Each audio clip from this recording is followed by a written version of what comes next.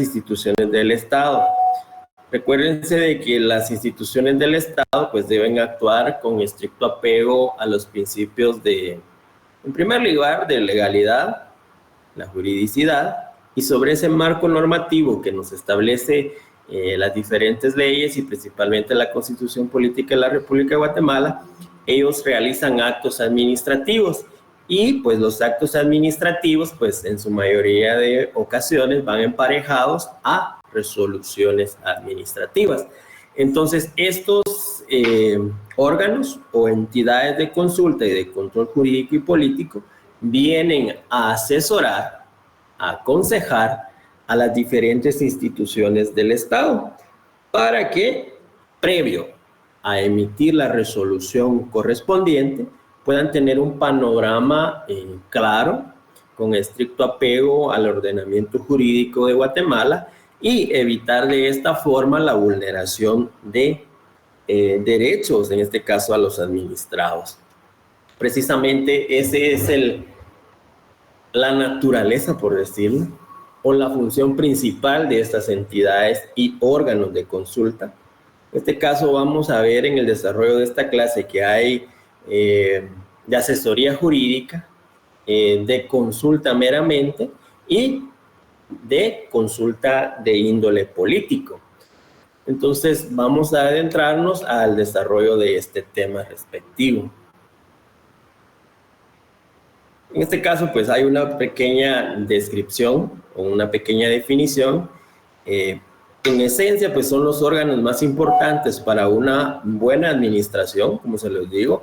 Previo a emitir esas resoluciones, pues ellos están dotados o facultados para requerir a estos órganos de consulta las opiniones respectivas y cómo lo van a emitir o cómo van a recibir ese asesoramiento a través de los dictámenes que emiten estos órganos respectivos.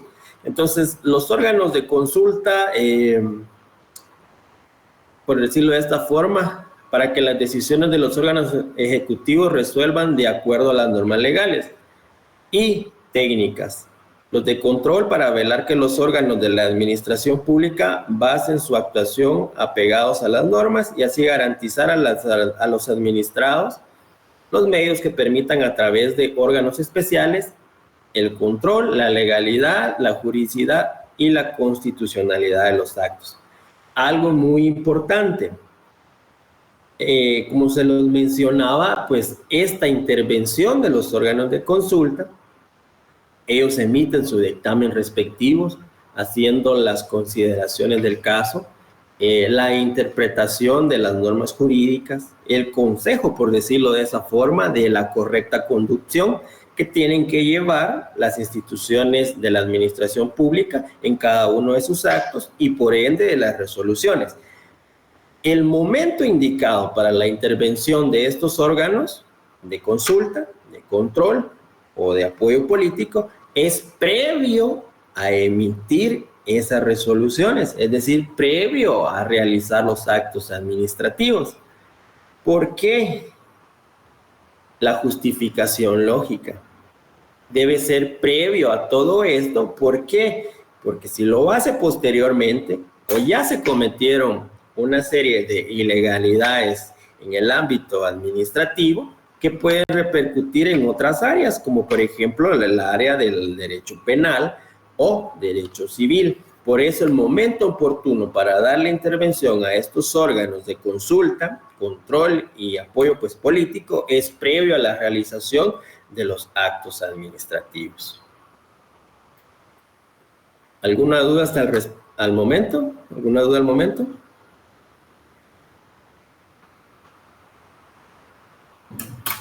¿Dudas, preguntas?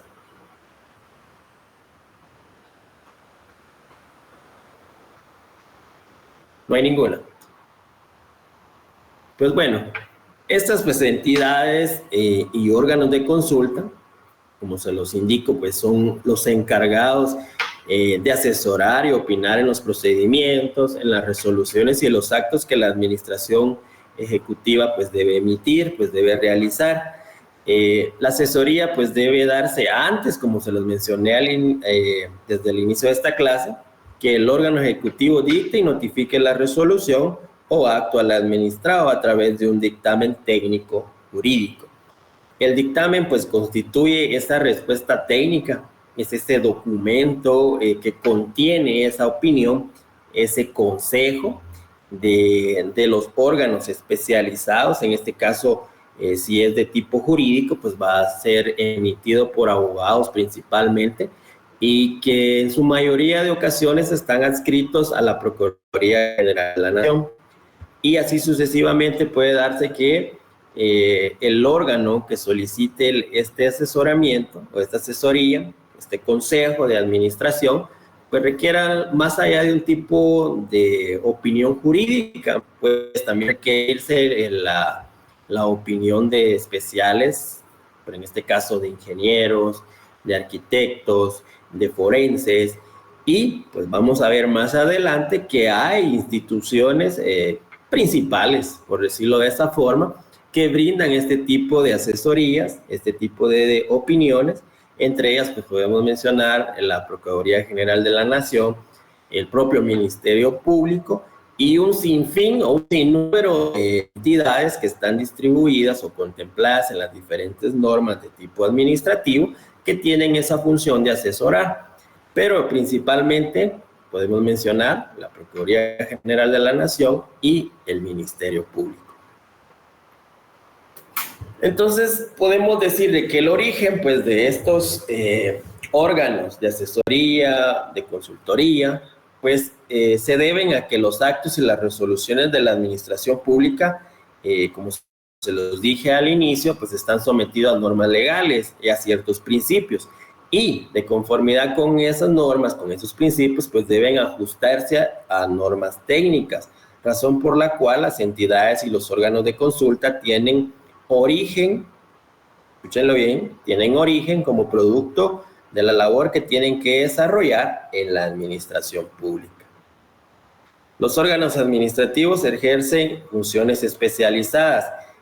¿Por qué se dice que ejercen funciones especializadas? Por ejemplo, no le vamos a pedir opinión jurídica a una persona que no es letrado, o sea, que no ostenta el título de abogado y notario. Por eso ellos se dice que son especializados porque su función así lo requiere. Tienen que ser, en este caso, especialistas en la materia que se les está consultando al respecto. Esto con el objetivo de que la administración pública pues cumpla con los fines por los cuales el Estado de Guatemala pues se organiza. Entonces, en ese sentido, se requiere que los especialistas en las distintas disciplinas de la ciencia y la técnica pues se encuentren presentes a efecto de asesorar a los ejecutivos o órganos que así lo requieran. Ese es el origen principalmente de estos órganos de consulta y de asesoría. ¿Dudas hasta el momento?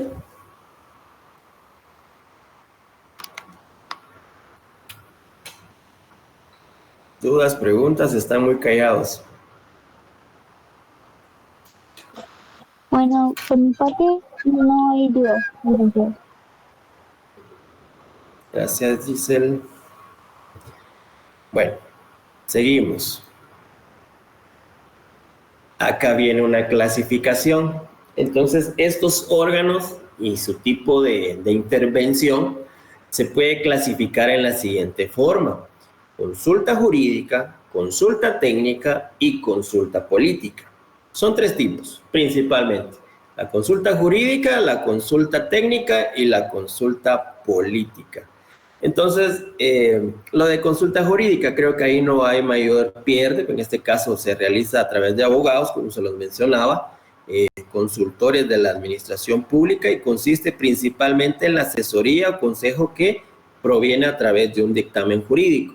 Tiene como finalidad que el órgano ejecutivo, al dictar sus resoluciones o actos, se apeguen a las normas legales o vigentes. Y esto, como se los mencionaba, pues es desarrollado o ejercida principalmente por abogados que se encuentran adscritos a la Procuraduría General de la Nación. Nosotros, un ejemplo.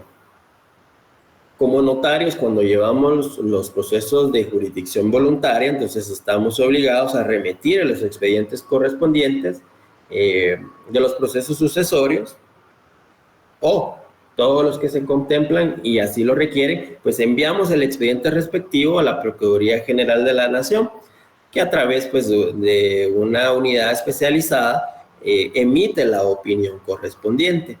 Este es uno de los ejemplos en los cuales pues, la intervención de los abogados se materializa a través de estos órganos y su función de consultoría y de opinión, y pues nos emiten la resolución correspondiente al lugar o nos mandan a corregir el proceso respectivo. Y esto con el objetivo de que no se vulneren los derechos principalmente del Estado y de las personas, en este caso los administrados.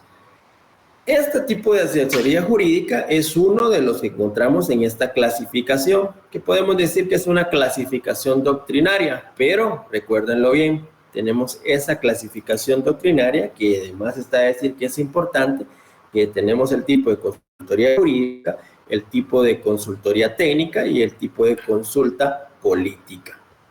Esa sería la clasificación. Y acá pues tenemos la consultoría técnica. En este caso hay una pequeña descripción o definición. En este caso es la que se desarrolla por personas versadas en materias especializadas de la ciencia y la técnica. En buena medida son la base para el desarrollo de las instituciones, pues se trata de personas que tienen atribución de aconsejar al órgano ejecutivo a efecto que las resoluciones administrativas se apeguen estrictamente a las normas. En este ámbito pues ya no estamos hablando de meramente jurídico, aquí entran los diferentes personas que ostentan títulos como ingenieros, como arquitectos, trabajadores sociales en este caso, y una infinidad de profesionales que tienen bastante conocimiento en ese otro tipo de áreas de la ciencia. Entonces todo esto entraría en este tipo de consulta técnica. Y en la consulta política. Principalmente este tema de consulta política o de asesoría política lo utilizan personajes, en este caso, por ejemplo, podemos mencionar el presidente de la República, pues tiene su consejero, que es tal vez un politólogo, una persona que se especializó en relaciones internacionales, en políticas públicas, etcétera. Pero estas principalmente son utilizadas por personas que ostentan cargos que fueron por elección popular, por decirlo de esa forma. También puedo mencionar, no viene a la administración pública, pero los diputados al Congreso de la República tienen asesores respectivos. En este caso, ellos pues, les dan toda esa asesoría, esos consejos, tanto jurídicos como políticos, respecto a la formulación de iniciativas de ley. En este caso también el presidente de la República, el vicepresidente o los mismos ministros de Estado, pues utilizan este tipo de consulta política, que vienen a aconsejarlos en el sentido de formular todos esos proyectos de la mejor forma para que se vean beneficiados y por cumplidos los principios de la administración pública. Pues acá pueden ver en pantalla pues que se menciona principalmente al presidente de la República y los ministros de Estado. Y pues estos pues buscan ser aconsejados para que la aplicación de las acciones que ellos ejecutan desde el puesto de gobierno sean aplicadas para el bienestar general. ¿Dudas, preguntas al respecto? Maylin. Sí, licenciado. En una diapositiva decía que por ejemplo, los abogados deberían estar adscritos a la Procuraduría General de la Nación. Y ahí me generó una duda. Si para realizar ese procedimiento de estar adscritos necesitan algunos requisitos más de que ser únicamente especializados. No, no necesariamente tienen que estar adscritos, como ahí mencionaba de que en su mayoría de ocasiones pues se encuentran adscritos, pero si prestamos atención a lo que mencioné, todos estos tipos de órganos de consulta no solo se encuentran regulados en la Procuraduría General de la Nación, sino que en distintas leyes administrativas. O sea, ¿a qué es lo que voy? que pueden haber profesionales, en este caso abogados, que no necesariamente están adscritos a la PGN, pero están brindando esa asesoría correspondiente a los órganos de la administración pública. Ya, licenciado, gracias. Y otra pregunta. Era solo un ejemplo.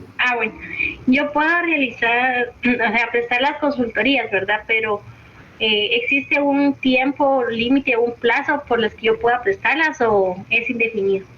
Por ejemplo, yo doy consultorías al presidente de la República, pero ¿tengo un plazo establecido o hasta que él decida o yo decida que se realice? Por lo general, deriva de la necesidad que tenga cada órgano de la administración. Referente al plazo, pues no lo hay. Ya va a depender de la necesidad y los requerimientos que haga directamente el órgano administrativo en el tiempo en que necesita que le entregues tu opinión o el plazo respectivo del dictamen que ellos están requiriendo. Bueno, licenciado, gracias. Entonces podemos mencionar que también, por ejemplo, la ley del Ministerio Público, pues ellos establece de que ellos pues están facultados para requerir esos informes y hay un tipo de vinculación con las demás instituciones para que ellos rindan información al Ministerio Público derivado de las investigaciones que ellos pues están llevando. Si no estoy mal, la vinculación en esta pues se encuentra regulado en el artículo 6 de la Ley Orgánica del Ministerio Público, la cual pues al respecto establece que el Ministerio Público podrá pedir la colaboración de cualquier funcionario y autoridad administrativa de los organismos del Estado y de sus entidades descentralizadas, autónomas, para el cumplimiento de sus funciones. Acá vemos otro ejemplo, ¿verdad? Esa vinculación que existe entre los órganos de la administración para pedir esa colaboración, esa información a través de los informes respectivos o dictámenes. En este caso vemos materializado también ese artículo 6 de la Ley Orgánica del Ministerio Público, ese tipo de coordinación.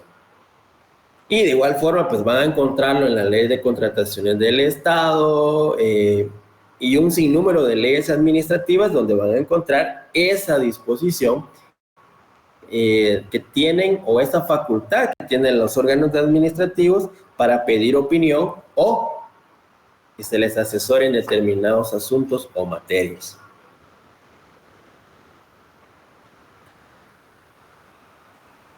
Y pues acá pues tenemos lo referente a las distribuciones, que pues es lo que venimos platicando, que son especialmente asesorar o aconsejar a través del dictamen a los órganos ejecutivos antes que estos emitan una resolución. Era lo que les mencionaba.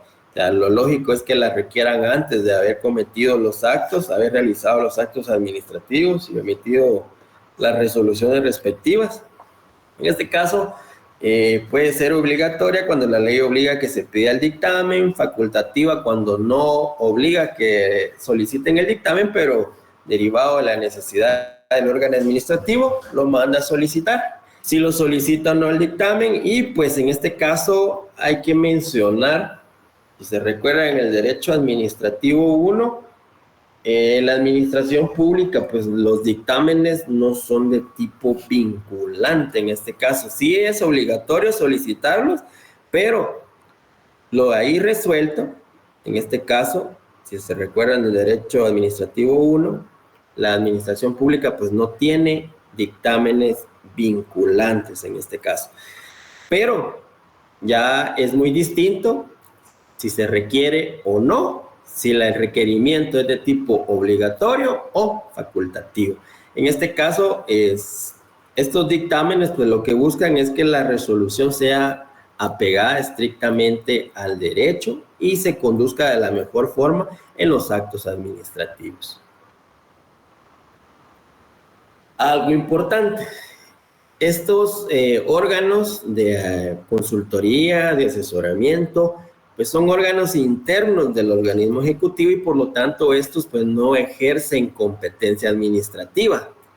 Se recuerda los que sí ejercían competencia administrativa, se recuerda en este caso los ministerios, había unas secretarías, en este caso la ejecución, que sí pues ejercía cierta competencia. En este caso, las asesorías carecen de esa competencia administrativa porque su función más que todo es de opinión, de aconsejar a los órganos principales y por lo tanto pues ellos no ejercen esa competencia administrativa y su responsabilidad queda únicamente frente al superior jerárquico del de que dependen, puesto que el dictamen no produce efectos jurídicos y queda en el expediente como un hecho administrativo. Es lo que les mencionaba, que los dictámenes pues no son de tipo, o no tienen ese efecto vinculante.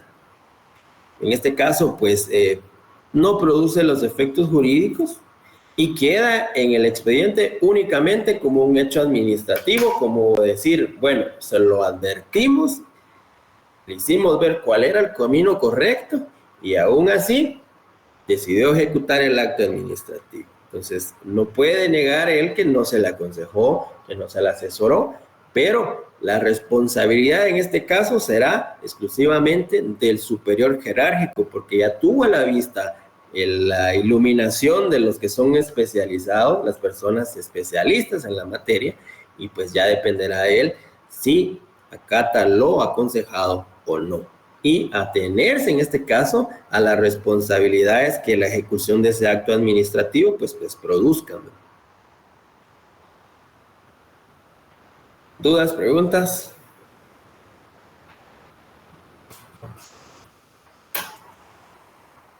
¿Dudas, preguntas al respecto?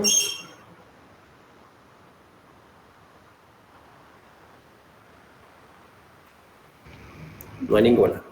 Bueno, sigamos.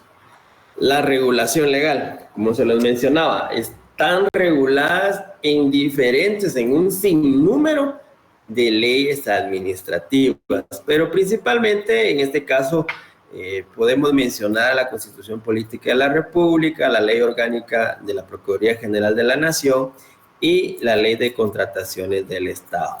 Respecto a la Ley Orgánica de la Contraloría General de la Nación, quiero que ustedes averigüen si en realidad tenemos una ley orgánica de la Procuraduría General de la Nación, si las funciones pues contienen o estaban históricamente reguladas tanto las funciones del Ministerio Público y las funciones de la Procuraduría General de la Nación. Para tomar una idea, pueden consultar el artículo 151 y 152 de la Constitución Política de la República de Guatemala. Si no estoy mal, vamos a verificarlo, el 151 y 152. Esta es la regulación constitucional, pero a nivel orgánico, anteriormente, en el devenir histórico, pues estaban contemplados dentro del mismo decreto, que si no estoy mal era el decreto 512 del Congreso de la República de Guatemala. Pero a partir de ciertas reformas que hubieron, no estoy mal, en el 1994, se separó la figura, en este caso las funciones del fiscal general de la República, que es el jefe del Ministerio Público, y del Procurador General de la Nación. En este caso, pues, a manera de estudio de las instituciones de forma histórica, sí es conveniente que ustedes, pues, hagan una pequeña investigación si actualmente, pues, tenemos esa ley orgánica de la PGN o se siguen contemplando en lo que era la ley del Ministerio Público, en este caso, ¿verdad? En este caso, la regulación, retomando lo que es la regulación legal de las instituciones de asesoría y consultoría, pues estas están en un sinnúmero de leyes administrativas. Pero acá podemos mencionar principalmente la Constitución Política de la República de Guatemala, la ley de la PGN, como les dije, hagan esa investigación, y ley de contrataciones del Estado. Y pues referente a la consulta técnica podemos mencionar la ley de la minería y su reglamento, la ley de hidrocarburos y su reglamento, la ley de lo contencioso administrativo, específicamente lo relacionado a los recursos administrativos y en un sinnúmero de leyes administrativas, lo vuelvo a decir, en donde se encuentra regulada la consulta en forma directa.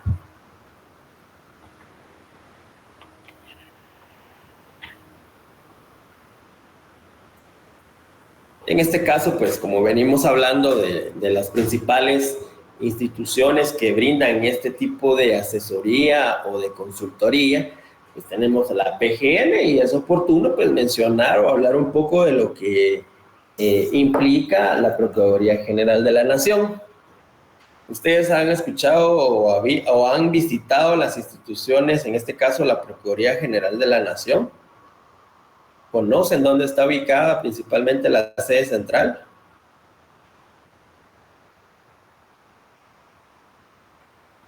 Al menos yo no, licenciado. No conocen. O en noticias, ¿se recuerdan cuando estaban viendo el tema de la secta de extranjeros que tenía un problema con menores de edad? Estaba PGN y estaban conociendo, no estoy mal, era la sede que estaba acá por Pamplona. También tenemos una acá en zona 13 y en diferentes municipios o departamentos, pues funcionan de forma regional. Pero la principal, por decirlo acá, donde se conocen los asuntos de opinión respecto a trámites de jurisdicción voluntaria, se encuentra en zona 13. Zona 13, zona 14, si no estoy mal, pero ahí se llevan los expedientes respectivos. Pero hablemos específicamente de la Procuraduría General de la Nación en sus funciones y qué es la designación que tiene principalmente. En este caso, pues podemos mencionar de que es una institución pública que tiene como función principal brindar asesoría jurídica al Estado y defender sus intereses en los procesos judiciales y administrativos. Principalmente podemos decir de que la PGN es responsable, número 1, de la asesoría jurídica, lo que implica en este caso pues brindar asesoría jurídica al gobierno y a las instituciones públicas en materia de derecho público y derecho privado. Le corresponde también en este caso a la defensa del Estado, es decir, representar y defender al Estado en procesos judiciales y administrativos, tanto nacionales como internacionales. Y como todo, pues, institución del Estado, en este caso la promoción de la justicia, como por decirlo de esta forma, en contribuir a la promoción de la justicia y la defensa de los derechos humanos en Guatemala. En este caso, la PGN está encabezada por el Procurador General de la Nación, quien es designado por el Presidente de la República. Ejerce la representación del Estado, a él le corresponde la representación del Estado y es el jefe de la Procuraduría General de la Nación. Su nombramiento, pues, es una potestad exclusiva del Presidente de la República, quien por causa debidamente establecida también puede removerlo. Pero, ¿quién lo designa? En este caso, recuérdenlo, es el Presidente de la República de Guatemala quien tiene la facultad o la potestad de designarlo, así como la de removerlo en este caso, ¿verdad? Lo cual es algo distinto con lo del Ministerio Público. Pues cuando se designa al fiscal general y jefe del Ministerio Público es a través de una comisión de postulación y hay un gran dilema respecto a la forma de remoción, que si han estado al tanto de los medios de comunicación se han dado cuenta que el presidente pues está pidiendo la renuncia de la fiscal general actual y es un gran dilema, ¿verdad? Pero todo se deriva, si no estoy mal, fue la reforma en el año 2016, en el cual pues a mi criterio fue un blindaje para que no se hiciera la remoción con fines o intereses plenamente políticos. En este caso, pues se puso una limitante en la cual pues la causa justificada debe ser porque haya sido condenada por un delito, en este caso, plenamente en una sentencia que se encuentre debidamente ejecutoriada. En este caso, pues vamos a ver la diferencia, transcurso de la explicación de este tema, de la diferencia de la forma de remoción de la PGN, el jefe de PGN y el jefe del Ministerio Público. En este caso, pues el nombramiento, como se lo dije, es potestad del Presidente de la República exclusivamente. ¿Cuáles son los requisitos para poder ser Procurador General de la Nación? En primer lugar, ser abogado y estar de forma colegiada activo y debe reunir, pues, en este caso, las mismas calidades que los magistrados de la Corte Suprema de Justicia. Los requisitos que se le exigen a los magistrados de la Corte Suprema de Justicia, pues los van a encontrar en el artículo 207 y 216 de la Constitución Política de la República de Guatemala. En este caso podemos mencionar que deben ser, pues, guatemaltecos de origen, reconocida por honorabilidad, estar en el goce de sus derechos ciudadanos y ser abogados colegiados mayores de 40 años y haber desempeñado un periodo completo, ya sea como magistrado o haber ejercido la profesión de abogado por más de 10 años. Esta información la encuentran en el artículo 207 y 216 de la Constitución Política de la República de Guatemala. ¿Dudas al respecto?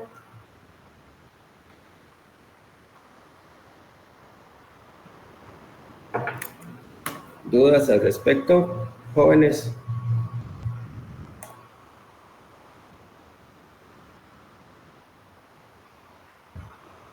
Bueno, seguimos.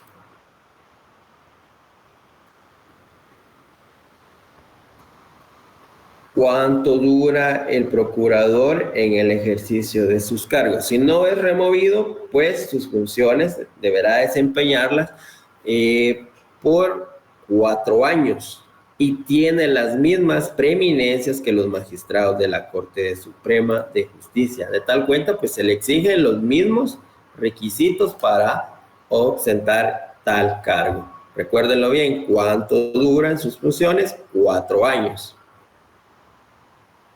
Y acá viene lo que es el Ministerio Público, que es otra de las instituciones, pues, que brindan ese tipo de asesoría, de consultoría o de opinión en este caso. El Ministerio Público, pues, es una institución creada por la Constitución Política de la República de Guatemala en su artículo 251 y es un auxiliar de la administración pública y los tribunales con funciones autónomas. O sea, nadie puede decirle al Ministerio Público qué tiene que hacer, simplemente tiene que ejecutar sus actos de conformidad con la Constitución Política de la República de Guatemala, su ley orgánica y los principios en este caso, que están basados en su propia ley orgánica. No puede tergiversar o contradecir otros tipos de leyes y tampoco puede recibir órdenes o otros funcionarios ajenos pueden venir a manipular o tratar de imponer su voluntad en lo que disponga el Ministerio Público en este caso. Entonces, yo les pregunto, ¿ustedes consideran correcto la forma en que se está tratando de que el fiscal o jefe del Ministerio Público presente su renuncia? ¿Consideran ustedes de que se está irrespetando o vulnerando esos principios o esa forma que establece la Constitución Política de la República y la propia ley del organismo judicial de no intervenir, de que no se puede tratar de manipular lo que designe el Ministerio Público? ¿Qué opinan ustedes?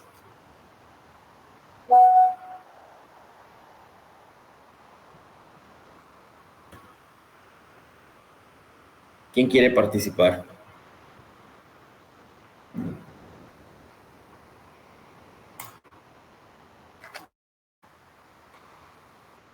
Están bien callados ustedes.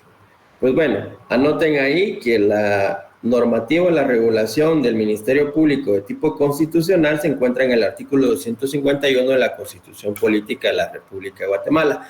¿Y cómo está integrado el Ministerio Público? En este caso se puede mencionar de forma resumida que la integración del Ministerio Público, principalmente pues el Fiscal General de la República, luego tenemos el Consejo del Ministerio Público, posteriormente los fiscales de distrito y fiscales de sección, luego tenemos los agentes fiscales y por último los auxiliares fiscales. Esta es una integración de forma resumida de cómo está estructurado el Ministerio Público.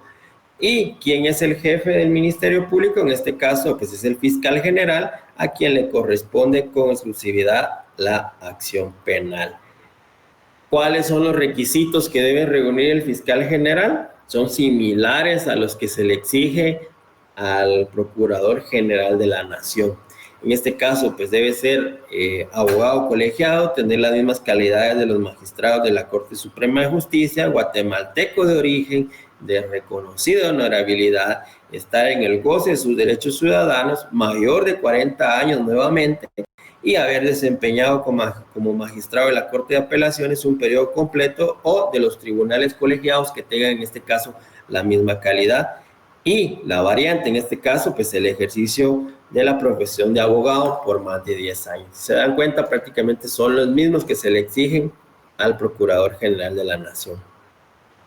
La forma del nombramiento, remoción y duración del fiscal general. Pues el fiscal general pues, debe ser nombrado por el presidente de la República de una nómina de 6 candidatos, propuesta por una comisión de postulación, y durará en el cargo, en el ejercicio de su cargo 4 años. El fiscal general pues, puede ser removido del cargo por causas debidamente establecidas. Era acá donde mencionaba que aún cuando es facultad, por decirlo de esa forma, del presidente, no puede ser removido por cuestiones de tipo plenamente políticas.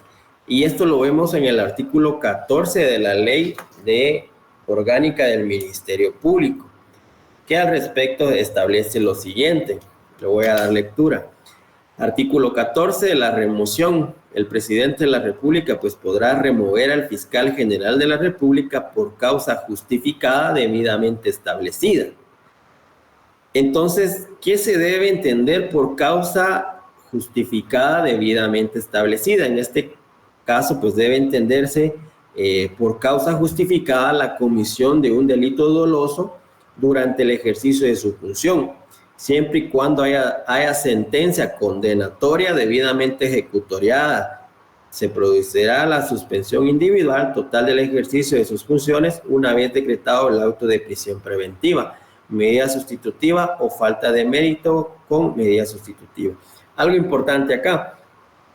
Si se dan cuenta, a la fiscal no la pueden remover por cuestiones políticas. Debe necesariamente existir una sentencia condenatoria que se encuentre debidamente ejecutoriada y que haya sido por la comisión de un delito doloso. Entonces, es ahí donde se tiene que hacer la pregunta si en realidad los órganos de asesoría o de consultoría que están asesorando a nuestras autoridades de turno lo están haciendo de una forma correcta o se está llevando por intereses plenamente políticos. Eso es lo principal que yo quiero que tengan la idea de estos órganos de asesoría y consultoría. En cuanto a que no ejercen función en este caso, más allá de mera consejería, de la mera opinión, y que ese tipo de opinión y de consejo se materializa en un dictamen, que esos dictámenes pues no son vinculantes, pero sí son la guía para que los diferentes órganos o funcionarios, antes de emitir o realizar el acto administrativo, tengan esa orientación respectiva. ¿Alguna duda al respecto?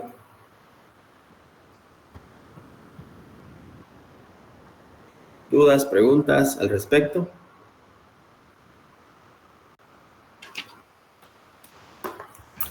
Yo tenía duda, licenciado, con lo que decía de que el presidente podría remover a la fiscal, pero eso ya lo explicó.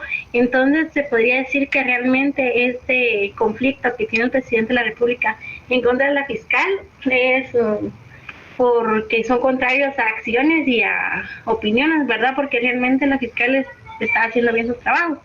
¿Se podría decir así? Claro.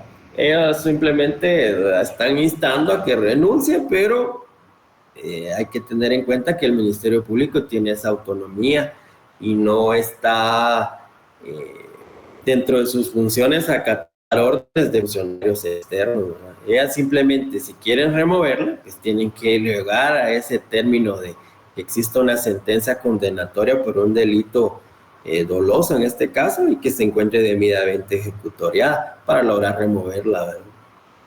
Obligada a la fiscal jurídicamente para renunciar no le está, ¿verdad? Y en el caso de que el presidente siga insistiendo de que renuncie la fiscal, él estaría contrariando este artículo 151 constitucional. Correcto. ¿Y qué El sucede? Ministerio Público tiene esa autonomía, tiene el Ministerio Público y pues, si mal recuerdo, en el Código Procesal Penal pues establece de que el Ministerio Público pues no recibirá instrucciones de ningún otro funcionario. En este caso, por eso tiene su jefe superior, que es el fiscal general, y derivado de la misma autonomía, pues no pueden recibir órdenes de estos funcionarios, ¿no?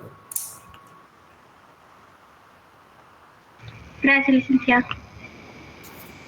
¿Dudas, preguntas al respecto? Si no hay dudas y preguntas, considero que vamos a ir dando por terminada nuestra clase. Sí les pido, por favor, de que hagan esa investigación. Si actualmente pues tenemos esa ley orgánica de la PGN, si se encuentra en iniciativa de ley o, en este caso, si se deriva de igual forma del decreto 512 del Congreso de la República aún. Hagan esa investigación.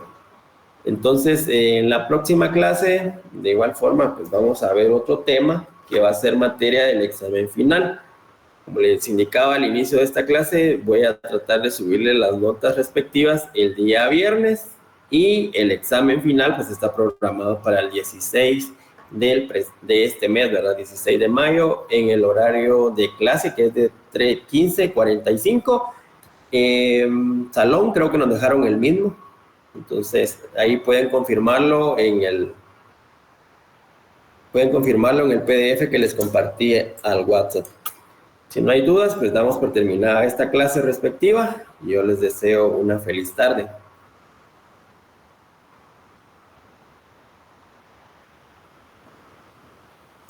Feliz tarde, Nick. Feliz tarde a todos. Bendiciones.